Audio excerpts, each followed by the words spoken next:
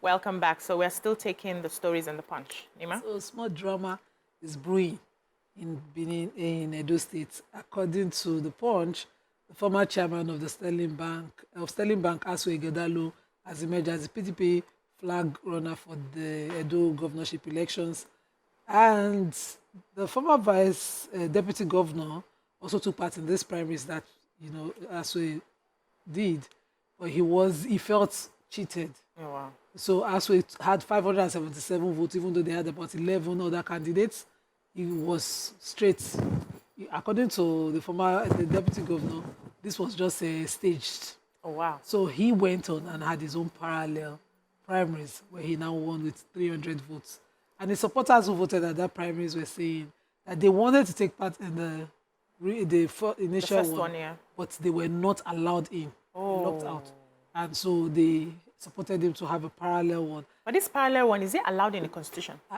It's inter-party matters. So okay. It is only if they cannot clear inter-party matters. Those are pre-elections issues. Okay. That for parties to finish. I just see litigation cooking. As in the one when she's sitting somewhere and cooking the big pot of trouble. Yeah, Makinde, do you have a story in the pot? Yes, I do. A lot is happening on the waterways, especially in Rivers State, as the Nigerian Navy, in collaboration with other security agencies like the military, police, conducted a search and rescue drill in Rivers State to train personnel on waterways management. The event was actually represented by the deputy of the governor, Ngozi Udo.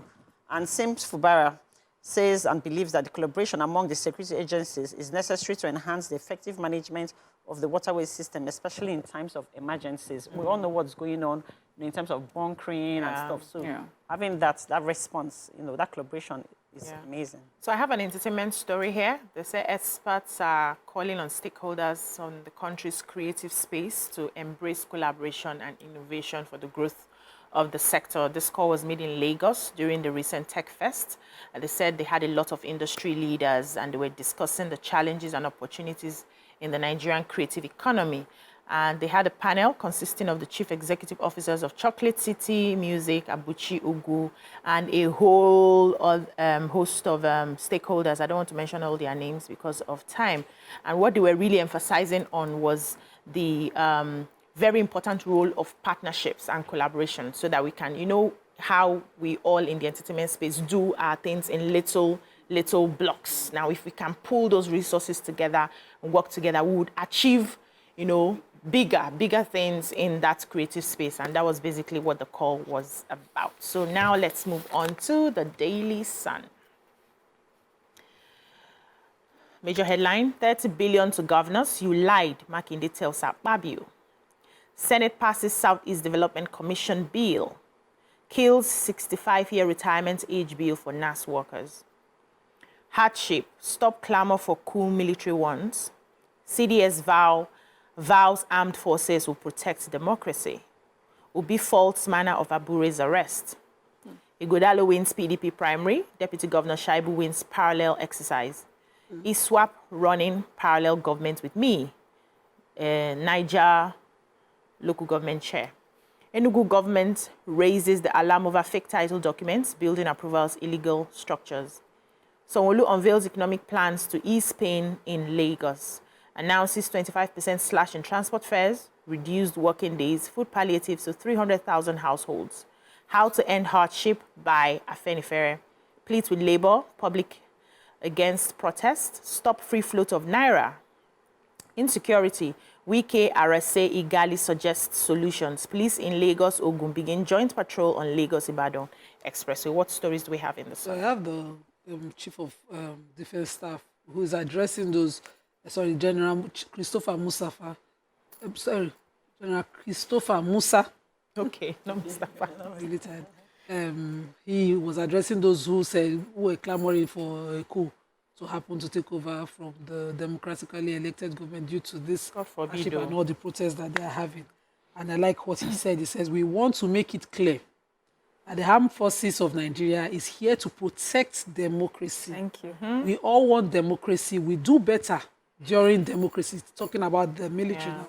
So we do better during democracy. And so the armed forces will continue to support democracy. and he called all those that are calling for military takeover, God or them forbid. adversaries. He said that instead of that, everybody should rally behind this government to resolve present circumstance. He said there's no country in the world that has it 100%. Yeah. Everybody is going through their own. And the Bible say, everybody is dealing with their own. The countries that you're envying also are dealing with theirs. He says that it is when we go through difficulties that we come out better, and stronger. that we truly appreciate what we build, what we are building as a nation. So Please, nobody should call for military. I beg you. People are people are, that's what- you know, people have talk been, yes. loosely.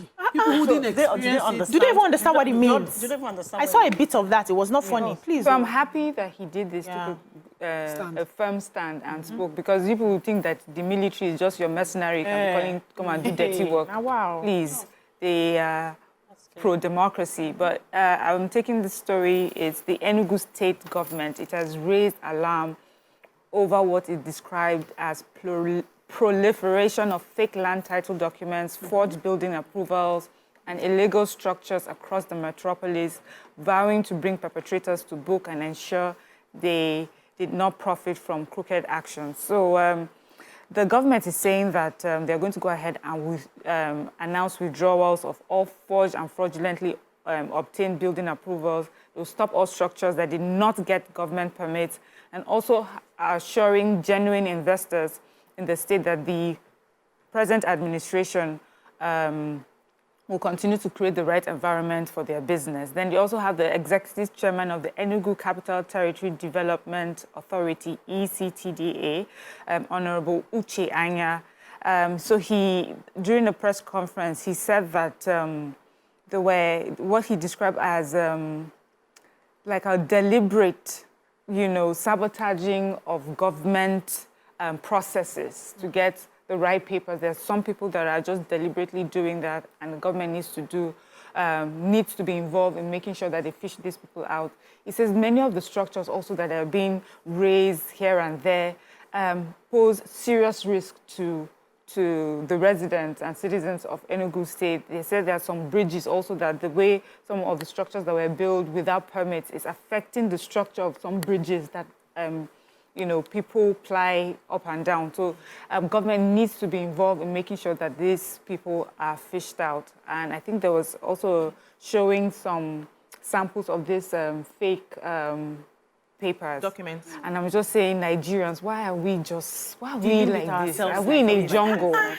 Hey, but we're wicked. Yes. Do you have a story? Yes, I do. And you can tell from my facial expression that I'm excited about this. So, Ibokwenu. Yeah. Okay. Okwenu. Okwezonu. Yeah. So, Ohaneze excited that Senate passes Southeast Development Commission bill. Oh, wow.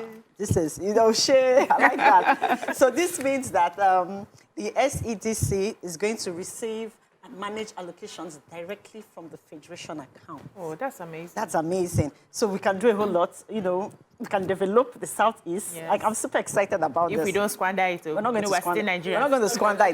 Don't be like Eddie this year. We're not going to squander it. So a part of the bill reads, the commission, when established, shall, among other functions, conceive, plan, and implement a set of rules and regulations to project programs like, infrastructure, construction, including roads, constructions, health, education, employment, agriculture, industrialization, urban development, water supply, electricity, and telecommunications. This is a lot. I'm super excited because we are going home.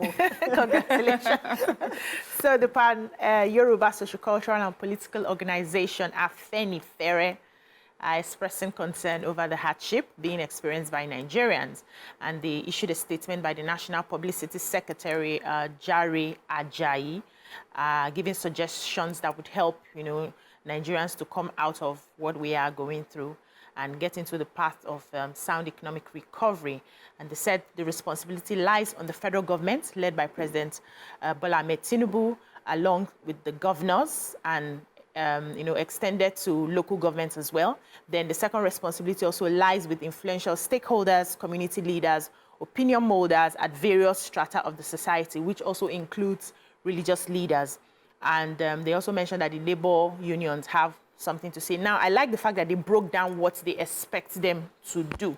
So for the president, they are calling him to direct all government ministries, departments, and agencies to patronize only locally made items and services. For instance, these cars that they, bring in from other countries, they can patronize the people who are manufacturing cars here. That also gives them a sense of, belonging to the Nigerian culture, and everybody just takes a part that they can play.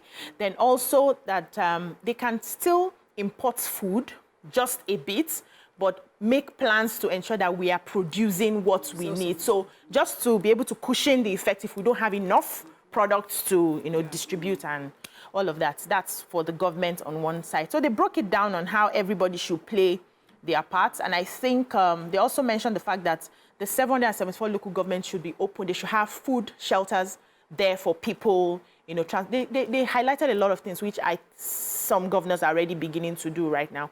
I like the fact that they spotted the problem. They gave the solutions that they think would work if the president and the governors and the local government chairman listen to them. And that's a very good one. I think people should read it and just see all the details. So let's move now on to Vanguard. I think this will likely be the last paper for today. Insecurity, Catholic bishops okay state police. Hardship, we are working to tackle economic challenges, CBN begs Nigerians. We've taken Ighodalo wins PDP ticket with 577 votes. Abure released after 12 hours in police custody. CDS warns against calls for coup over economic hardship.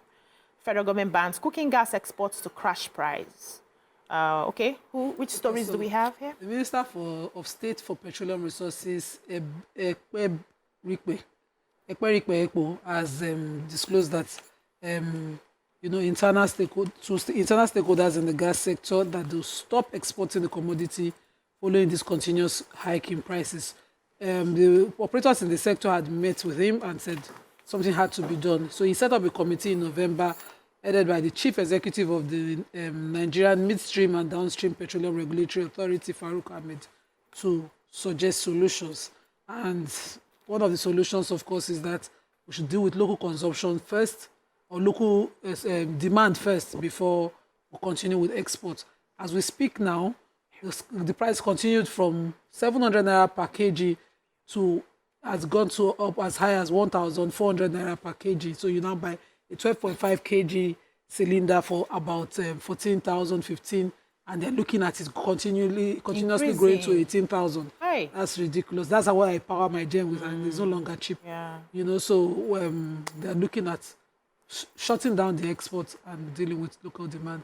That's a big relief for me. Yeah. So, Miriam? I have Leno Adesonya writes the president over Mambila Power Project. So the promoter of Sunrise Power and Transmission Limited, Lena Adesonya, has written President Bola Tinubu and Nigerian leaders over the issues surrounding the Mambila hydropower project and his declaration as wanted person by EFCC. So he says that the allegations against him by the EFCC are pure lies, adding that he was ready to defend himself of all the allegations. He said, to date, the said charge has not been served on me nor Sunrise. However, to create leverage in the ongoing dispute, the federal government, acting through the EFCC, has now hurriedly declared me as a wanted person without any justification. I'm not a criminal or fugitive who is evading trial in Nigeria, and I shall return to Nigeria after the current dispute has been resolved. The unwarranted declaration by EFCC is totally unacceptable because we have not even been personally served with any criminal charge or formally notified of the pending charge to require my appearance or representation by the council. So, well, that's his view, or his own side of the story. As we know, EFCC also have their side. But there's always this about court cases with EFCC where we say we hope they get watertight cases so that things are not just thrown out. There's no project. Contracts have been given, but there's no project that we can see. All right, thank you, ladies. That's all we can take on the newspaper review. When we come back, we move on to our hot topics. Stay with us.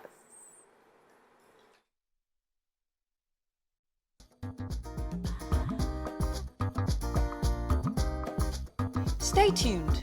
Your View will be right back.